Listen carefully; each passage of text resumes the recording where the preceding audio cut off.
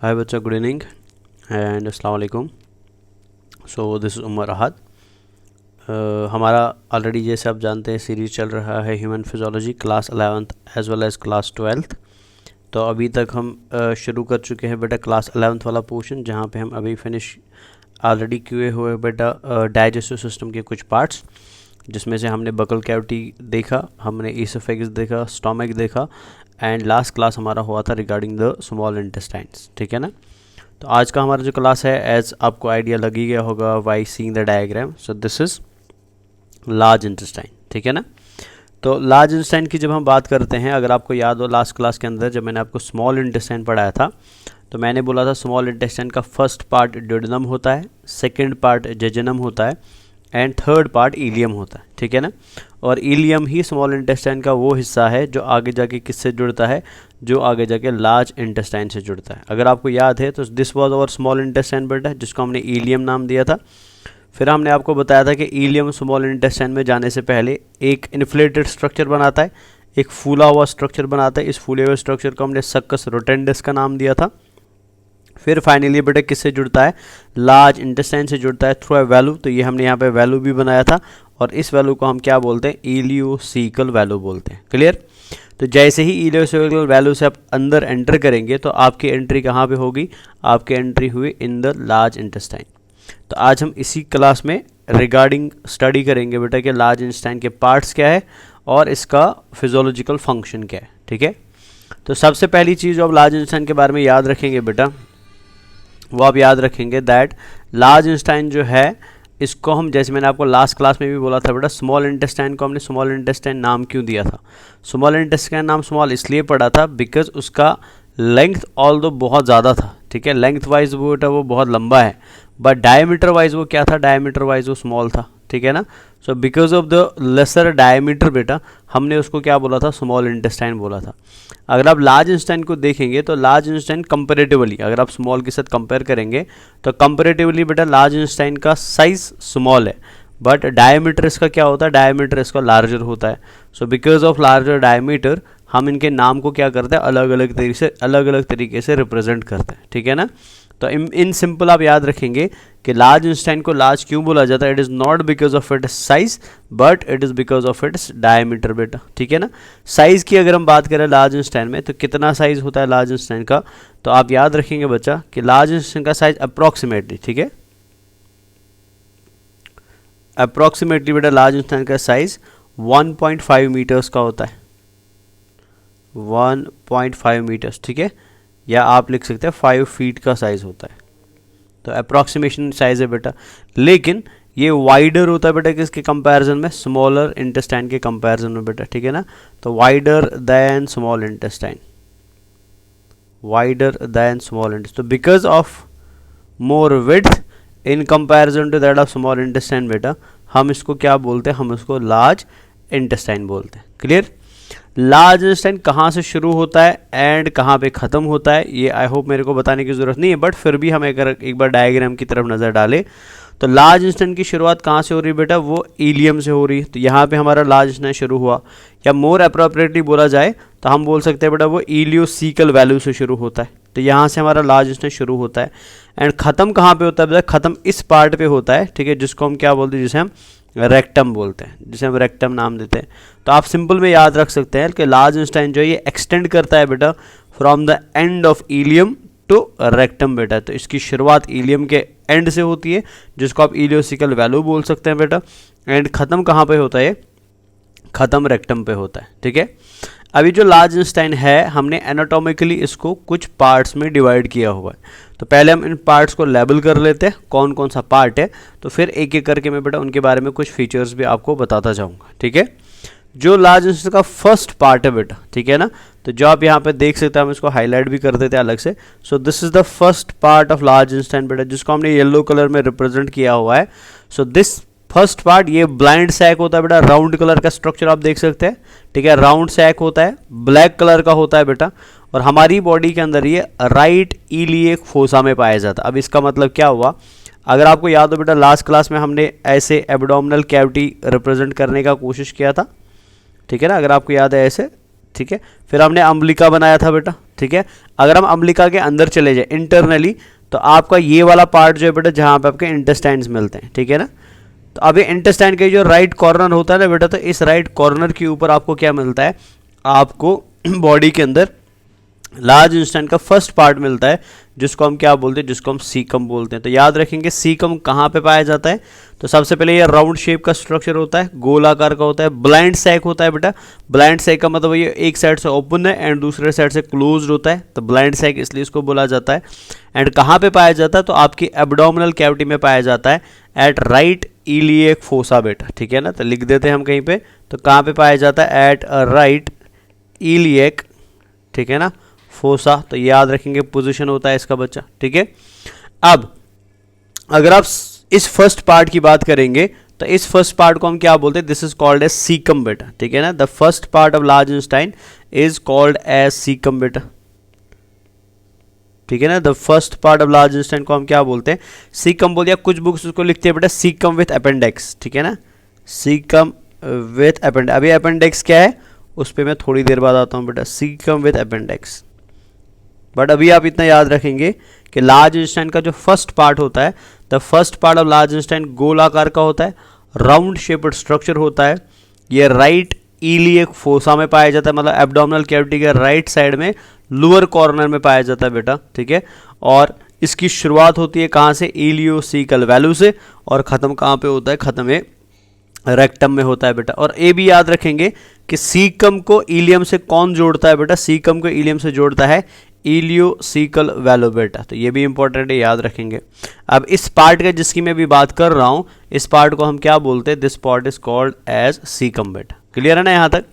अब सीकम के बारे में आप याद रखेंगे कि सीकम के अंदर कुछ सिम्बायोटिक माइक्रो ऑर्गेनिजम्स, ऑल्दो वो पूरे लार्ज इंटेस्टाइन में पाए जाते हैं बेटा, ठीक है ना, पूरे लार्ज इंटेस्टाइन के आपको अंदर आपको बेटा माइक्रो ऑर्गेनिजम्स देखने को मिलते हैं। बट इन पर्टिकुलर अगर हम बात करें तो सीकम जो होता है ये फिल्ड रहता है बेटा किन से, सिम्बायोटिक माइक्रो ऑर्गेनिज्म से, याद रखेंगे। तो सीकम वाला पार्ट जो है बेटा, ठीक है ना, ये it hosts some symbiotic microorganism. तो इसके अंदर आपको क्या मिलेंगे, आपको कुछ इंपॉर्टेंट माइक्रो ऑर्गेनिज्म मिलेंगे जो हमारी बॉडी के लिए क्या होते हैं बेटा, ज़रूरी होते हैं, which are important for our body बेटा, ठीक है ना। माइक्रो ऑर्गेनिजम्स देखने को मिलते हैं।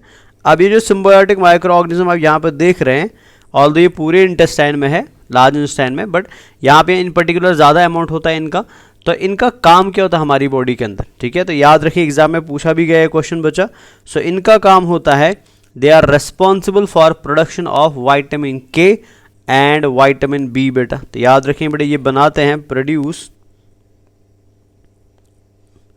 Vitamin K and vitamin B बेटा, तो याद रखेंगे, ठीक है ना।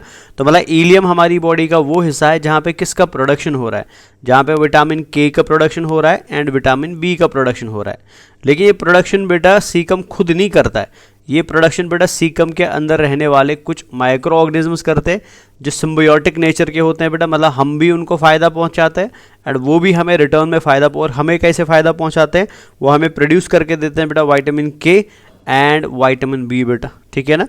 और याद रखेंगे बिकॉज सीकम के अंदर विटामिन के का प्रोडक्शन होता है एंड विटामिन बी का प्रोडक्शन, और ये बहुत इंपॉर्टेंट होते हैं बेटा इम्यूनिटी के लिए, ठीक है ना। हमारी बॉडी में विटामिन के का भी बहुत इंपॉर्टेंट रोल है एंड विटामिन बी का भी इंपॉर्टेंट रोल है। तो इस वजह से हम कभी कभी बोलते हैं बेटा कि सीकम जो है ये बॉडी के अंदर क्या करता है, मेंटेन करता है बेटा, ठीक है ना, मेंटेन करता है लोकल इम्यूनिटी बेटा, इट मेंटेन्स लोकल इम्यूनिटी। तो मतलब आपके इंटेस्टाइन की जो इम्यूनिटी होती है बेटा, उस इम्यूनिटी का एक इंपॉर्टेंट पार्ट, इंपॉर्टेंट रोल कौन प्ले करता है, आपका सीकम करता है बेटा, ठीक है। बिसाइड्स दिस सीकम का और एक काम होता है कि मान लीजिए आपकी बॉडी में कोई फूड डाइजेस्ट नहीं हुआ है, मतलब अनडाइजेस्टेड फूड है, तो उस अनडाइजेस्टेड फूड को फर्मेंट कौन करता है, फर्मेंट अनडाइजेस्टेड फूड बेटा, ठीक है ना। तो फर्मेंट अनडाइजेस्टेड फूड का मतलब क्या होगा कि मतलब अगर आपकी बॉडी में फॉर एग्जाम्पल फूड का डाइजेशन नहीं हो रहा है, दैट मीन्स बेटा हमारी बॉडी के एंजाइम्स वो नहीं कर पाए। तो बिकॉज हमारी बॉडी को वो एंजाइम्स नहीं कर पाए, तो अब उसी फूड का डाइजेशन कौन करते हैं, माइक्रो ऑर्गेनिजम्स करते हैं, इसलिए हम बोलते हैं बेटा फर्मेंट अनडाइजेस्टेड फूड, ठीक है ना। तो ये करता है बेटा फर्मेंट अनडाइजेस्टेड फूड बेटा। तो जो फूड डाइजेस्ट नहीं हो पाया तो उस फूड को बेटा बाद में माइक्रो ऑर्गेनिज्म क्या करते हैं, फर्मेंट करते हैं, तो इसलिए यहाँ पे ऐसा लिखा जाता है। क्लियर है। अब वापस लौटते हैं बेटा, तो ये वाला पार्ट जो आप देख रहे हैं जिसको मैं हाईलाइट कर रहा हूं अभी, so this rounded part is called as caecum बेटा, इसको हम सीकम बोलते हैं। क्लियर है ना। अब अगर आप सीकम के नीचे नजर डालेंगे तो आपको बेटा एक ट्यूब लाइक स्ट्रक्चर दिखाई दे रहा है, एक छोटा सा वर्मी फॉर्म लाइक स्ट्रक्चर या वर्म लाइक स्ट्रक्चर दिखाई दे रहा है। So this worm like structure is called as vermiform appendix बेटा। ठीक है ना। तो आप समझिए कि सीकम से अबाउट बेटा एक, मतलब सीकम के नीचे वाले साइड में अबाउट 1 इंच लंबा एक स्ट्रक्चर ग्रो करता है बेटा। So this 1 inch long structure जो सीकम से नीचे की तरफ ग्रो करता है, या 8 to 10 सेंटीमीटर का मान लीजिए आप ये होता है बेटा। So this 8 to 10 centimetre structure it is called as vermiform appendix बेटा। तो इसको हम क्या बोलते हैं, याद रखेंगे, this is called as vermiform appendix. तो कहीं पे मैं इसको हाईलाइट करने की कोशिश कर देता हूँ। तो मान लीजिए फॉर एग्जाम्पल इधर हम इसको ले आते हैं। So this part is called as vermiform appendix. मैं शॉर्ट में लिख देता हूँ वर्मी फॉर्म अपेंडिक्स बेटा। ठीक है, ये वर्मी फॉर्म अपेंडिक्स हो गया। और ये वर्मी फॉर्म अपेंडिक्स क्या होता है, कभी कभी एग्जाम में पूछा जाता है, तो याद रखेंगे बच्चा, वर्मी फॉर्म अपेंडिक्स होता है वेस्टिजियल लिम्फॉइड ऑर्गन बेटा। वेस्टिजियल लिम्फॉइड ऑर्गन, मतलब डाइजेशन में इसका कोई रोल नहीं है। ऑल्दो ये डाइजेस्टिव सिस्टम का हिस्सा है, पर डाइजेस्टिव सिस्टम में बेटा ह्यूमंस के अंदर इसका कोई भी रोल नहीं होता है, इसका कोई भी फंक्शन नहीं होता है। बट ये क्या करता है बेटा, ये लिम्फॉइड टिश्यू का काम करता है, मतलब इम्यूनिटी का काम करता है बेटा। ठीक है ना। तो इसका साइज कितना होता है, याद रखेंगे, अबाउट 8 to 10 सेंटीमीटर लॉन्ग होता है बेटा। 8 to 10 सेंटीमीटर लॉन्ग होता है, 8 to 10 सेंटीमीटर लॉन्ग। ठीक है ना। तो ये आप इंपॉर्टेंटली इसको भी अच्छे से याद रखें। तो हमने पढ़ा सबसे पहले कि the first part of intestine बेटा, उसको हम large intestine is called as caecum. Caecum कहाँ पे पाया जाता है बेटा, हमारी एब्डोमिनल कैविटी में, राइट इलियक फोसा में पाया जाता है। यही वो पार्ट है जो जुड़ता है स्मॉल इंटेस्टाइन के साथ थ्रू इलियोसिकल वैल्यू। ये वो पार्ट है बेटा लार्ज इंटेस्टाइन का जहाँ पे micro organism, symbiotic micro organisms रहते हैं। तो बिकॉज ऑफ देयर प्रेजेंस बेटा यहाँ पे किसका प्रोडक्शन होता है, vitamin K and vitamin B का प्रोडक्शन होता है। तो बेस्ड ऑन दिस ये एक तो बेटा फूड के, अनडाइजेस्टेड फूड के फर्मेंटेशन में मदद करता है, एंड दूसरा लोकल इम्यूनिटी को भी डेवलप करता है बेटा। क्लियर हो गया। सो this is end of caecum बेटा। तो ये सारी चीज़ें आप किसके बारे में याद रखेंगे, सीकम के बारे में याद रखेंगे। ठीक है ना। चले अब आते हैं नेक्स्ट पार्ट की तरफ। अब इंटेस्टाइन का, लार्ज इंटेस्टाइन का फर्स्ट पार्ट था सीकम। अब आते हैं सेकेंड एंड लार्जेस्ट पार्ट की तरफ बेटा। ये सेकेंड एंड लार्जेस्ट पार्ट जो हमारे लार्ज इंटेस्टाइन का होता है, इसको हम कोलोन बोलते हैं बेटा। ठीक है ना। तो कोलोन याद रखेंगे, कोलोन क्या है, ये सेकेंड बट लार्जेस्ट पार्ट है बेटा on the base of length, किसका, हमारे लार्ज इंटेस्टाइन का। क्लियर है। तो ये आप देख लीजिए, यहाँ से ये जो पार्ट आप देख रहे हैं ना, इधर से हम शुरू करते हैं। तो ये पूरा हिस्सा जो मैं हाईलाइट कर रहा हूँ ना, सो दिस होल पोर्शन बेटा अप टू दिस पॉइंट, इस पॉइंट तक बेटा, तो इस पूरे पोर्शन को हम क्या बोलते हैं, this is called as colon बेटा। तो कोलोन कहाँ से शुरू होता है, कोलोन शुरू होता है बेटा सीकम से, और ख़त्म कहाँ पे होता है, ख़त्म रेक्टम पे होता है बेटा। तो वो एरिया लार्ज इंटेस्टाइन का which is present between the caecum and the rectum बेटा, इस पूरे पोर्शन को हम क्या नाम देते हैं, this whole portion is called as colon बेटा। अब कोलोन को हमने क्या किया, कुछ पार्ट्स में डिवाइड कर दिया बेटा। ठीक है ना, बेस्ड ऑन कि इस कोलोन के अंदर फूड कहाँ से कैसे मूव कर रहा है बेटा। जैसे मान लीजिए फॉर एग्जांपल हमें पता है बेटा कि अनडाइजेस्टेड फूड को हमें एनएस से बाहर निकालती है, एनएस से बेटा, तो अनडाइजेस्टेड फूड एनएस से बाहर आएगा। अब अगर फूड को आप एनएस से बाहर लाना चाहते हैं तो फूड को आपको क्या करना पड़ेगा बेटा, सीकम से भेजना पड़ेगा थ्रू कोलोन, कहाँ तक, रेक्टम तक, एंड फिर रेक्टम से वो एनएस से थ्रू बाहर आएगा। So that means undigested food बेटा इस पोर्शन ऑफ कोलोन में ऊपर की तरफ जाएगा, इधर वो बेटा हॉरिजॉन्टली जाएगा, इधर वो नीचे की तरफ जाएगा बेटा, एंड ये थोड़ा एस शेप्ड स्ट्रक्चर आपको यहाँ पे दिखाई दे रहा है। ठीक है ना। तो कोलोन का वो हिस्सा जैसे आप यहाँ पे देख सकते हैं बेटा, अगर मैं इसको ए से रिप्रेजेंट कर दूँ, ठीक है ना, ऐसे, तो कोलोन का ये वाला हिस्सा अगर आप देख रहे हैं तो यहाँ पे फूड ऊपर की तरफ जा रहा है बेटा। तो बिकॉज फूड ऊपर की तरफ जा रहा है, इस वजह से बेटा इसको हम असेंडिंग कोलोन बोलते हैं। तो ए का मतलब क्या होता है, असेंडिंग कोलोन बेटा। ठीक है। अगर आप इधर आएंगे बेटा तो यहाँ पे फूड हॉरिजॉन्टली आगे बढ़ रहा है, ठीक है ना, ऐसे फूड आगे बढ़ेगा बेटा। तो इसको हम ट्रांसवर्स कोलॉन बोलते हैं, तो टी से रिप्रेजेंट करते हैं। तो ए का मतलब हो गया असेंडिंग कोलॉन, टी का मतलब हो गया ट्रांसवर्स कोलॉन, ठीक है ना। फिर जैसे ही फूड बेटा इस एरिया में पहुंचेगा तो यहाँ पे फूड को क्या करना है, नीचे की तरफ मूव करना है बेटा, मतलब डाउनवर्ड्स मूव करना है।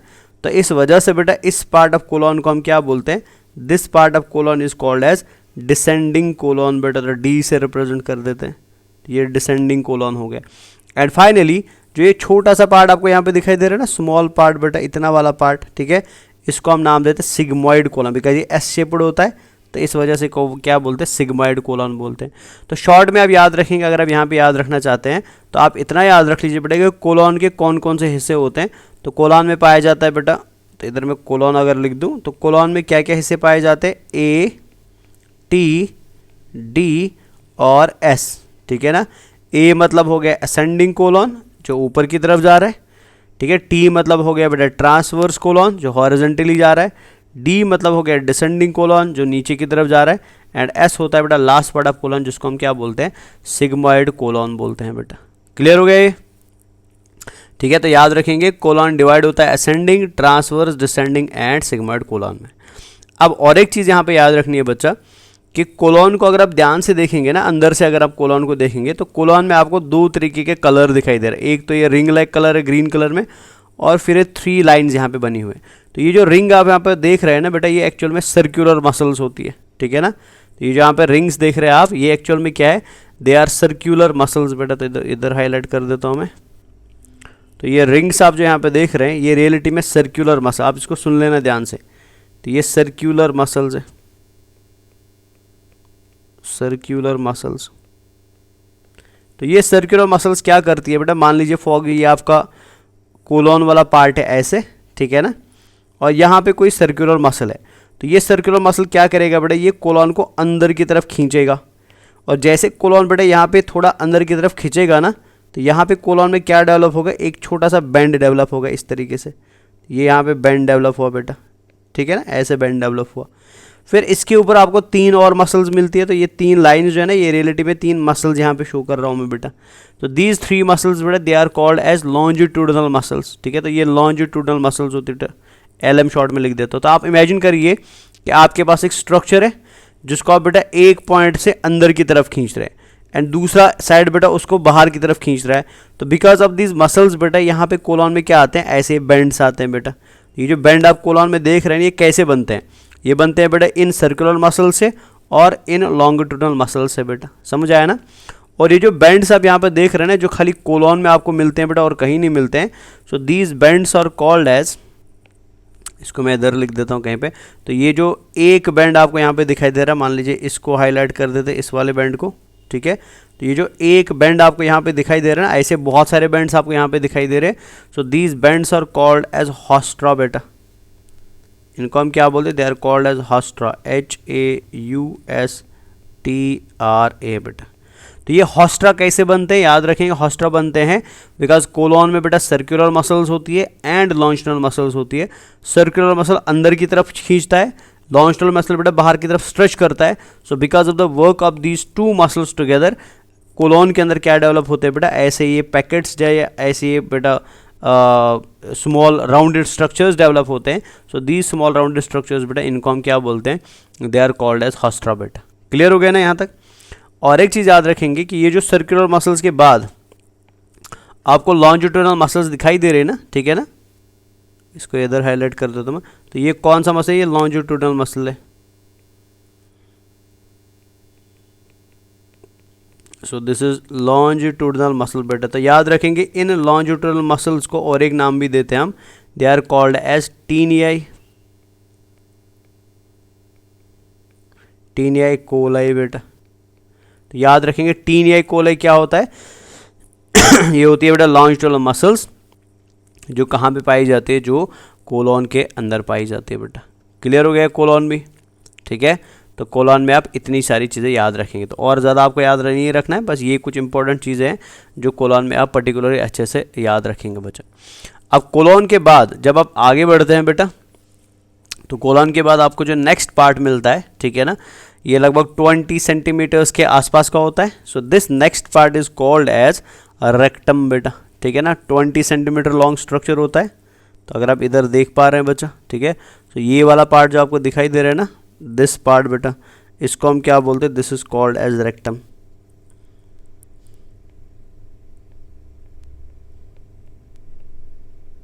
This part is called as rectum बेटा, ठीक है ना।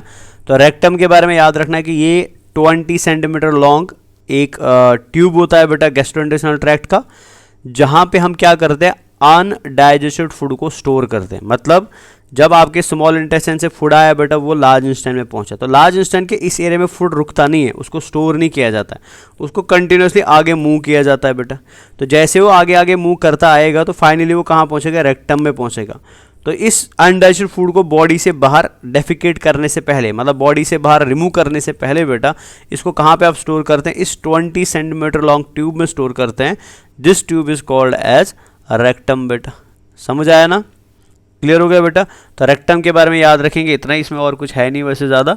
तो रेक्टम जो होता है बेटा, ये 20 सेंटीमीटर लॉन्ग ट्यूब होता है जो बॉडी के बाहर खुलेगा बेटा थ्रू एनएस, बिकॉज यहाँ पे आप वेस्ट प्रोडक्ट स्टोर करेंगे। जब वो बॉडी से बाहर आएंगे तो वो किसके थ्रू बाहर आएंगे बेटा, वो एनएस के थ्रू बाहर आएंगे। ये आपके पेल्विक रीजन में मिलता है। सारे डाइजेस्टिव ट्रैक्ट के ऑर्गन्स कहाँ पे थे, एब्डोमिनल कैविटी में थे, ठीक है ना। स्टोमक भी एब्डोमिनल कैविटी में था, स्मॉल इंटेस्टाइन भी, लार्ज इंटेस्टाइन भी, ठीक है ना। लेकिन अगर आप लार्ज इंटेस्टाइन के रेक्टम की बात करते हैं ना, ये एब्डोमिनल कैविटी में नहीं होता है, ये आपको कहाँ पे मिलता है बेटा, ये पेल्विक कैविटी में मिलता है, मतलब एब्डोमिनल कैविटी से नीचे मिलता है बेटा, ठीक है। और काम क्या होता है इसका, to store the undigested food बेटा। अब रेक्टम के नीचे अगर आप देखेंगे तो रेक्टम के नीचे आपको बेटा अप्रॉक्सीमेटली 2 to 3 सेंटीमीटर लॉन्ग एक ट्यूब दिखाई देता है, ठीक है। तो अगर आप यहाँ पे देखेंगे तो रेक्टम के नीचे आपको एक 2 to 3 सेंटीमीटर लॉन्ग ट्यूब दिखाई दे रहा है, दिस वन। और इस ट्यूब को हम क्या बोलते हैं, this is called as rectal canal बेटा। इसको हम रेक्टल कैनाल बोलते हैं, ठीक है ना। तो रेक्टल कैनाल क्या है बेटा, ये कनेक्टिंग ट्यूब है जो रेक्टम के साथ जुड़ा हुआ है, 2 to 3 सेंटीमीटर लॉन्ग होता है बेटा। और इस रेक्टल कैनाल के अंदर आपको 2 इंपॉर्टेंट स्फिंक्टर्स देखने को मिलते हैं। अगर मैं ब्लू कलर से यहाँ पे बना दूँ, मान लीजिए यहाँ पे एक स्फिंक्टर होगा बेटा, this is called as inner या इंटरनल भी आप बोल सकते हैं, इसको हम बोलते हैं इंटरनल एनल स्फिंक्टर बेटा। So this sphincter is called as,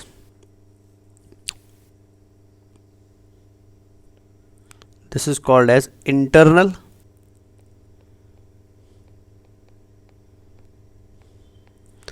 anal sphincter बेटा,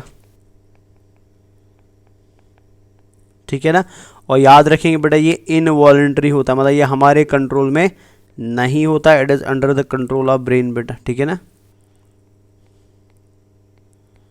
ये इनवॉलंटरी होता है, इंपॉर्टेंट एग्जाम के लिए।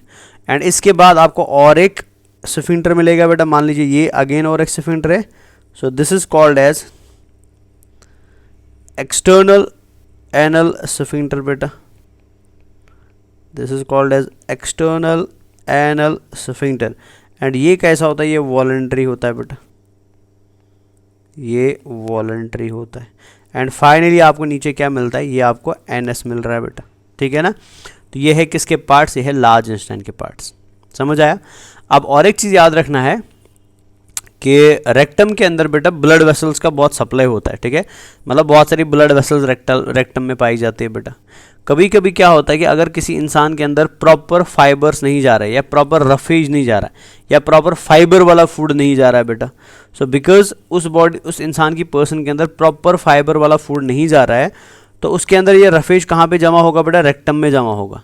एंड जब ये रेक्टम में जमा हो जाता है तो ये आसपास की ब्लड वेसल्स को क्या करने लगता है, डैमेज करने लगता है बेटा। सो उस डैमेज वाली कंडीशन की वजह से ये वीन्स बढ़ने लगती है, ये ज़्यादा ग्रो करने लगती है और ये एनएस से बाहर आती है बेटा, ठीक है। तो this enlargement of rectal veins बेटा, इस बीमारी को हम क्या बोलते हैं, इनका हम हेमोराइड्स बोलते हैं, ठीक है ना। एग्जाम में पूछा जाता है बेटा। तो हेमोराइड्स क्या होते हैं बेटा, हेमोराइड एक ऐसी मेडिकल कंडीशन है जहाँ पे रेक्टम की ब्लड वेसल्स या रेक्टम की वीन ज़्यादा ग्रो करती है, रेक्टम से बाहर की तरफ आती है बेटा, और इसको हम शॉर्ट में क्या बोलते हैं, इसको हम पाइल्स भी बोलते हैं बेटा, ठीक है ना। तो याद रखें ये बीमारी रिलेटेड है किसके साथ, आपके एलिमेंट्री कैनाल के साथ बेटा। क्लियर हो गया। सो this is all about the large intestine बेटा। अब हम लार्ज इंस्टेंट के अंदर देख लेते हैं। अच्छा, और एक चीज़ भी याद रखेंगे, लार्ज इंस्टेंट के अंदर आपको बेटा दो कॉर्नर दिखाई दे रहे हैं, ये एक कॉर्नर दिखाई दे रहा है और ये दूसरा कॉर्नर दिखाई दे रहा है ना। सो इस कॉर्नर को बेटा हम बोलते हैं लेफ्ट कोलोनिक फ्लेक्सर, ठीक है, और इसको हम बोलते हैं बेटा राइट कोलोनिक फ्लेक्सर, इसको हम बोलते हैं राइट कोलोनिक फ्लेक्सर, ठीक है। चलिए, तो ये हो गया आपका लार्ज इंस्टेंट का एनाटॉमिकल पोर्शन खत्म बेटा। अब समझ लेते हैं कि लार्ज इंस्टेंट कैसी सिक्रीशंस प्रोड्यूस करता है और इन जनरल बेटा लार्ज इंस्टेंट का क्या फंक्शन होता है, ठीक है ना। तो ये तो आप पढ़ ही चुके हैं, अभी ये हो ही गया बेटा, ठीक है ना। Caecum with appendix, colon, rectum and anal canal बेटा, ठीक है, ये आप पढ़ चुके हैं। तो अभी हम आते हैं किस पे, सिक्रीशंस ऑफ लार्ज इंटेस्टाइन में बेटा। चलो अलग पेज पे लिख देता हूँ मैं, सिक्रीशंस ऑफ लार्ज इंटेस्टाइन।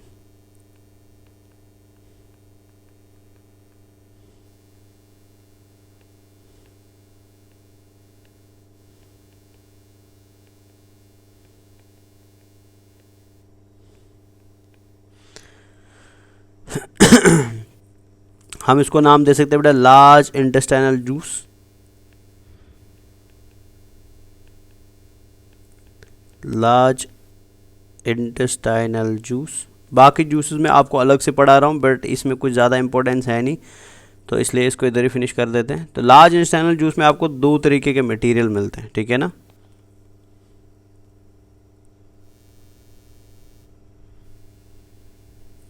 एक तो आपको मिलेगा बेटा सॉलिड्स, मतलब सॉलिड मटेरियल्स मिलेंगे, और कितने मिलते हैं बेटा, राउंड अबाउट 0 to 5% मिलते हैं, 0.5% सॉलिड्स होते हैं, ठीक है। एंड और मिलते हैं बेटा वाटर, ये लार्ज इंस्टेंट का जूस है बेटा, ठीक है ना, और ये मिलता है 99.5%। मतलब लार्ज इंस्टेंट मोस्टली क्या रिलीज करता है, वाटर रिलीज करता है बेटा, ठीक है। ये सॉलिड कंपोनेंट जो आपको लार्ज इंस्टेंट देता है बेटा, तो इस सॉलिड कंपोनेंट के अंदर आपको दो तरीके के सॉलिड कंपोनेंट्स मिलेंगे, वो होंगे बेटा ऑर्गेनिक कंपोनेंट्स और इनऑर्गेनिक कंपोनेंट्स, ठीक है बच्चा। अब ऑर्गेनिक के अंदर आपको क्या क्या मिलता है, तो ये इंपॉर्टेंट याद रखेंगे बेटा, मोस्टली बुक्स में नहीं लिखा है। तो इसमें आपको मिलता है एल्ब्यूमिन प्रोटीन मिलता है, ठीक है, ग्लोबुलिन प्रोटीन मिलता है, म्यूसिन मिलता है ताकि आपके इंटेस्टाइन बेटा स्लिपरी रहे, और यूरिया मिलता है, ठीक है। तो ये ऑर्गेनिक कंपोनेंट्स है बेटा। इनऑर्गेनिक कंपोनेंट्स में जब आप देखेंगे तो यहाँ पे आपको मिलते हैं मोस्टली बेटा बाइकार्बोनेट आयन, जैसे सोडियम मिलेगा, कैल्शियम मिलेगा,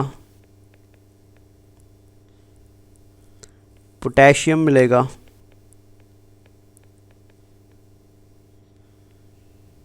बाइकार्बोनेट मिलेगा,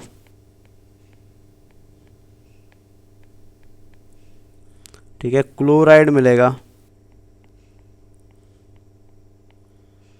फॉस्फेट मिलेगा एंड सल्फेट मिलेगा, तो आप यहाँ पे ध्यान से देख सकते हैं कि लार्ज इंस्टेंट के अंदर बेटा आपको कोई भी डाइजेस्टिव एंजाइम देखने को नहीं मिलता है, बट इसके अंदर बेटा हाई कॉन्सेंट्रेशन किन का होता है, बाइकार्बोनेट आयंस का होता है बेटा। क्लियर है ना। तो याद रखेंगे लार्ज इंस्टेंट जूस में ऑर्गेनिक कंपोनेंट्स कम है, इनऑर्गेनिक कंपोनेंट्स ज़्यादा है, एंड इनऑर्गेनिक कंपोनेंट्स में बेटा आपको मोस्टली क्या मिलता है, बाइकार्बोनेट आयंस हाई कॉन्सेंट्रेशन में देखने को मिलते हैं बेटा। क्लियर हो गया ये। अब अगर हम फंक्शन की बात करें ना, लार्ज इंस्टेंट का फंक्शन क्या है, ठीक है, तो इधर ही मैं एक साइड में लिख देता हूँ। तो लार्ज इंस्टेंट का फंक्शन क्या है बेटा, तो सबसे पहले आप याद रख सकते हैं इसका एब्जॉर्प्टिव फंक्शन होता है, एब्जॉर्प्टिव फंक्शन होता है, मतलब ये मटेरियल को एब्जॉर्ब किया जाता है लार्ज इंस्टेंट के अंदर, एब्जॉर्प्टिव फंक्शन होता है लार्ज इंस्टेंट का। अब ये किस चीज़ को एब्जॉर्ब करता है, यहाँ पे वाटर का एब्जॉर्प्शन होता है, ठीक है ना, यहाँ पे वाटर को एब्जॉर्ब किया जाता है, यहाँ पे इलेक्ट्रोलाइट्स को एब्जॉर्ब किया जाता है, मतलब आयोन्स को एब्जॉर्ब किया जाता है बेटा जो बॉडी के लिए ज़रूरी होते हैं। यहाँ पे ग्लूकोज को एब्जॉर्ब किया जाता है, अगर थोड़ा बहुत ग्लूकोज ऊपर एब्जॉर्ब नहीं हो पाया तो यहाँ पे आप उस ग्लूकोज को एब्जॉर्ब कर सकते हो। यहाँ पे अल्कोहल का एब्जॉर्प्शन होता है बेटा, तो जो लोग एल्कोहलिक होते हैं, जो अल्कोहल पीते हैं, तो उनके लार्ज इंटेस्टाइन में अल्कोहल का एब्जॉर्प्शन होता है। एंड ड्रग्स को एब्जॉर्ब किया जाता है, तो ये इसका एब्जॉर्प्टिव फंक्शन हो गया। दूसरा फंक्शन बेटा जो आप जानते हैं बेटा, ये फॉर्मेशन ऑफ फीसेस करता है, ठीक है ना। फॉर्मेशन ऑफ फीसेस मतलब फीकल मैटर जो बनता है बेटा वो कहाँ पे बनता है, वो लार्ज इंटेस्टाइन में बनता है, फॉर्मेशन ऑफ फीसेस। तो ये भी एक इम्पॉर्टेंट फंक्शन है बेटा, ठीक है ना। तो ये याद रखेंगे, इसके फंक्शंस होते हैं। इसके अलावा बेटा सिक्रेटरी फंक्शन भी होता है, जैसे आपने अभी देखा, ये म्यूसिन प्रोड्यूस करता है, ये क्लोराइड प्रोड्यूस करता है, ये बाइकार्बोनेट प्रोड्यूस करता है, डैश एंड डैश, ठीक है, वो तो लिखेंगे नहीं यहाँ पे। इसके अलावा इसका सिंथेटिक फंक्शन होता है, सिंथेटिक फंक्शन। और किस चीज़ की ये सिंथेसिस करता है, हमने देखा था सीकम के अंदर क्या बनता था, विटामिन के बनता था एंड विटामिन B12 बनता था। तो मैं यहाँ पर लिख देता हूँ बेटा, तो किस चीज़ की सिंथेसिस कर रहा है, फोलिक एसिड की सिंथेसिस कर रहा है, ये भी विटामिन ही होता है बेटा। विटामिन B12 की सिंथेसिस करता है, ठीक है, एंड विटामिन के की सिंथेसिस करता है, तो ये इसका सिंथेटिक फंक्शन होता है बेटा, ठीक है। So this is all about the large intestine. अच्छा, यहाँ पे और एक चीज़ भी याद रखेंगे, बिकॉज लार्ज इंटेस्टाइन बेटा vitamin B12 and folic acid को कंट्रीब्यूट कर रहा है या बना रहा है बेटा, तो ये दोनों विटामिन जो है ना, ये ब्लड फॉर्मेशन में यूज़ होते हैं, ठीक है, RBC बनाने में यूज़ होते हैं बेटा। तो इसलिए लार्ज इंटेस्टाइन का क्या होता है बेटा, इसका एरिथ्रोपोइटिक एक्टिविटी होता है, एरिथ्रोपोइटिक एक्टिविटी होता है। एरिथ्रोपोइटिक एक्टिविटी का मतलब होता है बेटा, एरिथ्रोपोइसिस का मतलब होता है formation of blood. The process of formation of blood is called as erythropoiesis. तो एरिथ्रोपोइसिस होता कहाँ बेटा, बोन मैरो में होता है, और एरिथ्रोपोइसिस कराने के लिए बेटा विटामिन B12 ज़रूरी होता है। और वो विटामिन B12 बेटा मोस्टली एब्जॉर्प्शन कहाँ हो रही है, सिंथेसिस कहाँ हो रही है, लार्ज इंटेस्टाइन में, इसलिए बेटा क्या है, इसकी एरिथ्रोपोइटिक एक्टिविटी है। क्लियर हो गया बच्चा। सो this is all about large intestine. तो विद दिस हमारा एलिमेंट्री कैनाल वाला पोर्शन पूरा का पूरा खत्म हो जाता है, ठीक है ना। अब एलिमेंट्री कैनाल के बाद हमको एक्चुअली ग्लैंड्स पढ़ने हैं, बट ग्लैंड पढ़ाने से पहले हम क्या करेंगे बेटा, नेक्स्ट क्लास में हम सबसे पहले एनाटॉमी ऑफ एलिमेंट्री कैनाल पढ़ें, बिकॉज NCERT में दिया हुआ है।